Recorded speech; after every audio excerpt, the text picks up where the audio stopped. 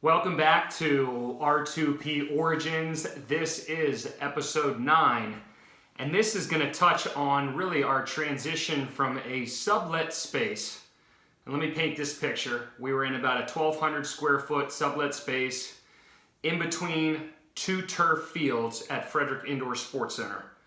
It was a tremendous place for us to get started, an opportunity for us to go in with less risk, not have to pay for equipment because we had the ability to share the equipment that was already in place there that was being used by other personal training staff and other personal training companies.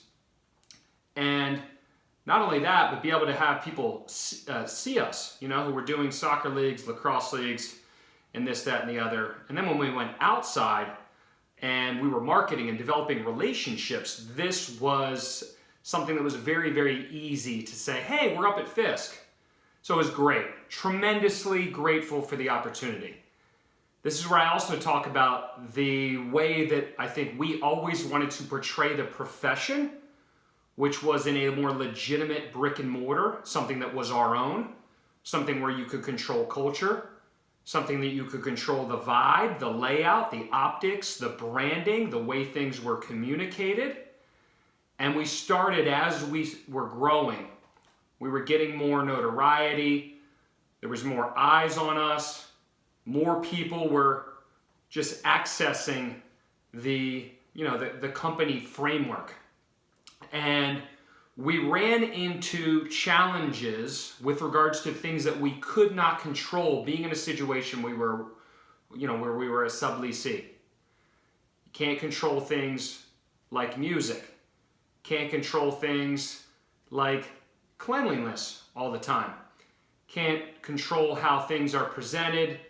Can't control how things are maybe going on in other environments outside of your team when you're sharing space with others.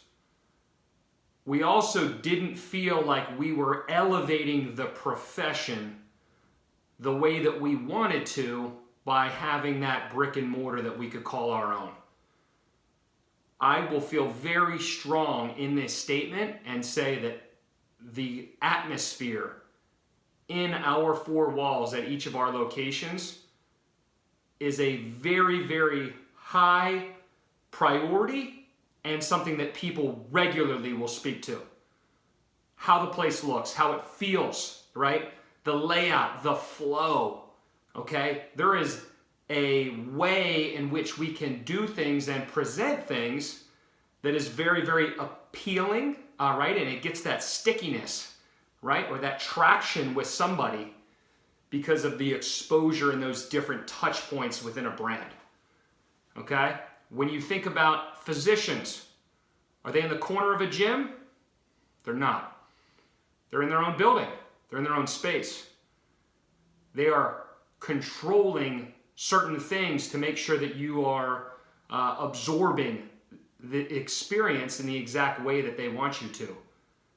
Fortune 500 companies on the Inc. 5000, they're often in their own brick and mortar and an environment in which they're controlling multiple touch points to ensure that the end consumer is absorbing or taking in that company exactly the way that they want to.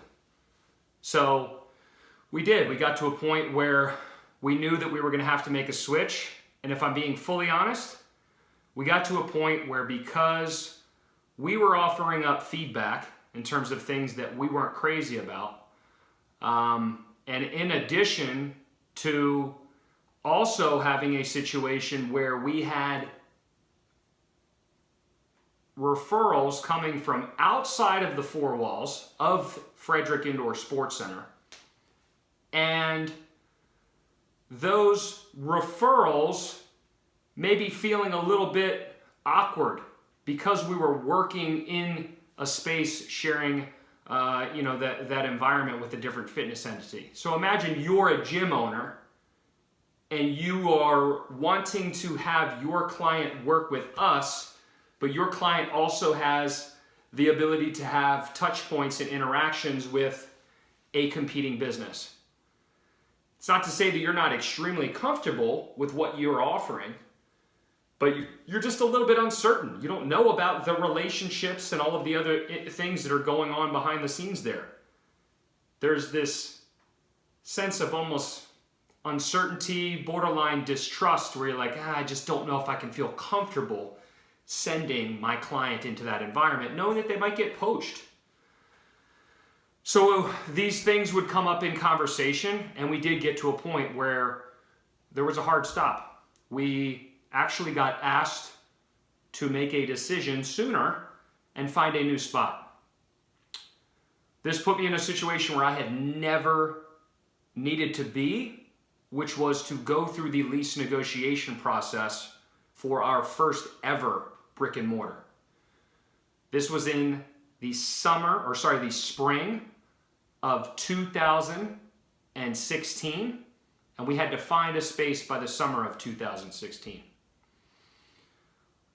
I, fortunately, had recently gone to one of those SCORE workshops, had a really good experience with what I had learned over the course of 8 hours, and in addition, had ran into somebody that had treated me a little bit differently than some of the other commercial real estate brokers out there. Instead of just wanting to send me properties or just communicate via email, he said, hey, I'd love to learn more about your business. I work with a lot of other fitness companies, and I think it would be best over a meal. And we went to Isabella's in Frederick. For those people that are familiar with it, it's a great place, tapas spot. And he sat down with me for an hour. That man's name is Craig Cates, and he has been involved in almost every single one of our locations to this date, with the exception of Bethesda, and we'll get to that in a later episode. He is somebody that I talk to regularly. He is a part of our team. He has put us in a tremendous place to be successful, and I am very, very, very, very grateful that he reached out to me and that he took a chance on myself and our company. But it's July of 2016 that we had our first brick and mortar. I had friends such as Trey Wilkes helping put in turf, and much like our first space when we were subleasing at Fisk, we did treat our first day with only 2/3 of the floor in, given that the waiting room floor and the actual treatment room floor was not finished. We had turf, we had rubber flooring. So just looking back on that, and as I mentioned in previous episodes, Baker, myself, some of the other members of our team, high on energy, high on passion. We knew where we were headed, but we needed to continue to refine things and work on our polish. But because of some of the baseline intangibles and the way that we were conducting ourselves and the service that we were providing, a lot of people kind of allowed us to work out some of the wrinkles over the years. But it was an amazing feeling, obviously, to have your four walls, be able to control the culture and all of those different touch points that I mentioned earlier. And I truly view the business as almost a different phase entirely. Life before our four walls and life after our four walls. But thanks for tuning in to episode 9, hearing a little bit about that transition to the first brick and mortar. And I hope you continue to stick with this and stay along, and you're learning something from this behind the scenes on the who, what, when, where, why, and how of R2P.